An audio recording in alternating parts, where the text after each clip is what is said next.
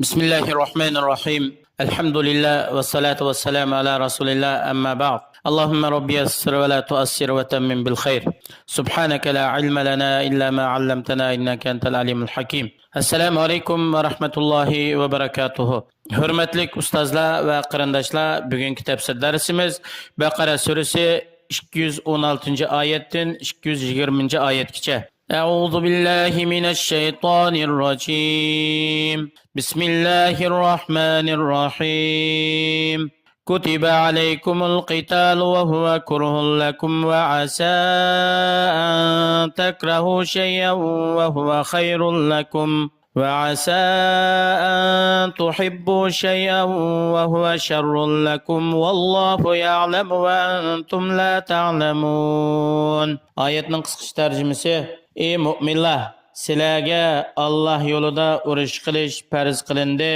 Halbuki insonninki tabiati, nafsi Alloh yo'lida urush qilishni yoqtirmaydi. Chunki Alloh yo'lida urush qilishda inson o'zining milini va jinini Alloh yo'lida sarf qilish va balkim sizlar yoqtirmagan bu ish amaliyotda sizlar uchun manfaatlik va yaxshi bo'ladi. Qaysi tarafdan desa Alloh yo'lida jihad qilishninki savobi hammadan katta va shundaqla dushmanlar ustidan g'alaba qilish va Allohning kalimasini ustun qilish va musulmonlarni izzat, shon, sharafga chiqarishdan iborat. Shuningdek, sizlar bir ishni yaxshi ko'rsizlar, amaliyotda bu ish sizlarga yomondir va ziyonliqdir. Bu qaysi desa, Alloh yo'lida jihad qilmay turishni inson yaxshi ko'radi, amaliyotda buning ziyni insonga hammadan yomon. Jihadni tark etishdan nima bo'ladi desa, inson xor bo'ladi. Allohning dushmanlari ularga hukmron bo'ladi. Ularni zaminda xor qiladi. İzzet bulmaydı. Şunun için insan ko'ngli yoqtirmagan bir ish bo'lsa-mu Allohning buyrug'ida buni cho'qim kishining ishga amal qilsa izzat, shon, sharafga erishadi. İşlarninki yaxshi yomonlarini, qaysisining yaxshi, qaysisining yomon ekanligini Alloh subhanahu va taolo to'liq nayt yaxshi biladi, sizlar bilmaysizlar. Unda bo'lgandikin sizlar Allohning buyrug'iga ovoz qo'shinglar, Allohning chaqiriqiga ovoz qo'shishda sizlar uchun ko'p yaxshilik bor.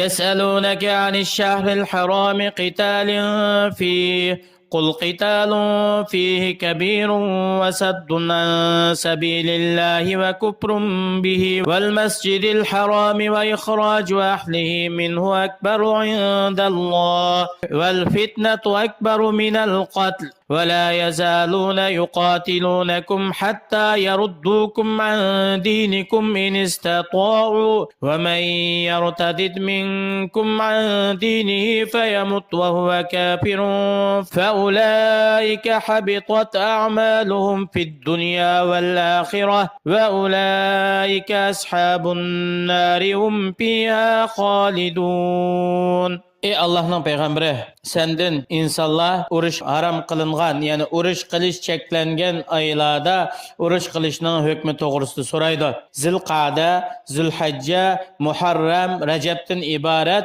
uruş kılış çeklengen muşu ayda uruş kılsa kandak buludu dep senden soraydı. Ulağa cevap verip etkin ki muşu ayda uruş kılış Allah'ın huzurunda Allah yaktırmaydıgan hatalıktan ibaret.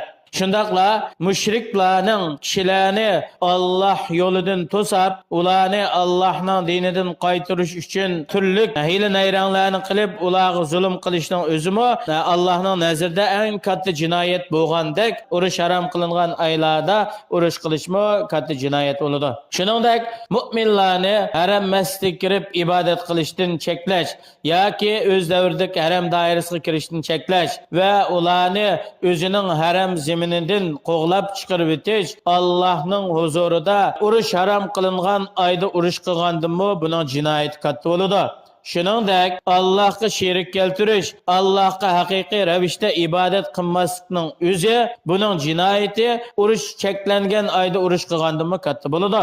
Mushriklar o'zining sherikligi, kofirlik bilan turug'liq, ey mu'minlar, doim ular sizlarga qarshi urush qiladi. Ularning oxirgi g'oyasi sizlarning to'g'ri bo'lgan haq dininglardan o'zining botil diniga qaytarish, agar shuningga qodir bo'la olsa. Müminlar, endi sizlardan har qandaq bir odam o'zining haq dinidan qaytib, batılda yashab, Allah'ı kafir bo'lgan holatda o'lib ketadi ekan, bu odam o'zining hayotida qilgan barliq yaxshi amallarni bekor qilyapti. Bu odamning oxiratdagi joyi do'zaxga kirish bo'ldi, do'zaxda mangu turish bo'ldi. إن الذين آمنوا والذين هاجروا وجاهدوا في سبيل الله أولئك يرجون رحمة الله والله غفور رحيم. حقيقة الله قا إيمان etgan, Allah'ın Resulü'ne işengen, ergeçken ve özünün zeminini terk qilib, özünün dinini saqlab qilish uchun Allah'ın Resulü'nün tarafiga hicret qilgan, Allah'ın kelimesini âli qilish uchun, Allah'ın dinini üstün qilish, müşriklarni yer şahridan yo'q qilish uchun Allah yo'lida jihad qilgan, shu haqiqiy taqvodor mu'minlar, bular doim Allah'ning rahmati, Allah'ning mag'firatini, Allah'ning kechirim qilishini arzu qiladi, tama qiladi. Allah subhanahu va taolo o'zining bandalarining gunohini kechirim qilguchi, ularga bek mehribondir. يسألونك عن الخمر والميسر قل فيهما إثم كبير ومنافع للناس وإثمهما أكبر من نفعهما ويسألونك ماذا ينفقون قل العفو كذلك يبين الله لكم الآيات لعلكم تتفكرون. Ey Allah'ın peygamberi, senin sahabelerin harak yani içimlik doğrusu soraydı. Yani bu harak degen insanınki aklını tosap koyduğun, aklı uşunu yok kıldığın bir neyse. Şunundaki bula harak içişinin hükmü nime, harakını setişinin hükmü, setivilişinin hükmü nime dep soraydı. Bu İslam dinida harak çeklengen hüküm nazil boluştun ilgiriki vakayla. Ve şundakla ula senden qimar oynaşının hükmü doğrusunda soraydı. Ularga javob berib aytqinki, aroq ichish, aroq setib yoki qimar o'ynash qatorliq bu ishlarda insonga dini va dunyoviy tarafdan insonning aqlini yo'qotib qo'yadigan, mol mulkidan ayirib o'tadigan, bir-birining o'rtasida dushmanlik, adovat paydo qiladigan, shundan dini, dunyolik tarafdan nurg'un ziyon, buzuqchilik bor. Garchi bu qimar va haroqda azroq ko'ngli xush bo'ladigan yoki ishlamasdan molga erishib qoladigan kichikgina manfaat bo'lsa-mu, buningdan erishadigan manfaatga nisbatan buningdan kelib chiqadigan ziyon va gunoh, ma'siyat nihoyatda katta bo'ladi. Har qanday narsaning foydasidan ziyni ko'p bo'ladi ekan, aqlli odam bunday ishdan yiroq turadi. Bu Allah subhanahu va taoloninki harom qilishning dastlabki bosqichlaridagi bayonlaridir. Ey Muhammad sallallohu alayhi va sallam, sahabalar o'zlarininki mol mulkidan nafli sadaqat qilish va i'ona qilish yo'llarida qanchalik miqdorda nafli sadaqa qilsak, i'ona qilsak, boshqalarga yordam qilsak bo'ldi deb so'raydi. Ularga javob berib eslaki, sizlar mal mulkinglardan, hojtinglardan ziyoda bo'lganligini hammani Alloh yo'lida sarf qilinglar dedi. Bu hukm islomninki avvalida shundaqdi. Ya'ni musulmonlar o'zininki hojatini oshgan narsani hammani Alloh yo'lida xayr ihson qilib o'tibdi. Ondan Allah subhanahu va taolo mal ma'lum bir nisbatga yetgan vaqtida uningdan ma'lum miqdorda ilinadigan zakotni farz qilgandan keyin bu hukm amaldan qoldi. Mushu endi yuqorida Allah subhanahu va taolo bayon qilib bergan mushundaq ochiq bayonotlar bor.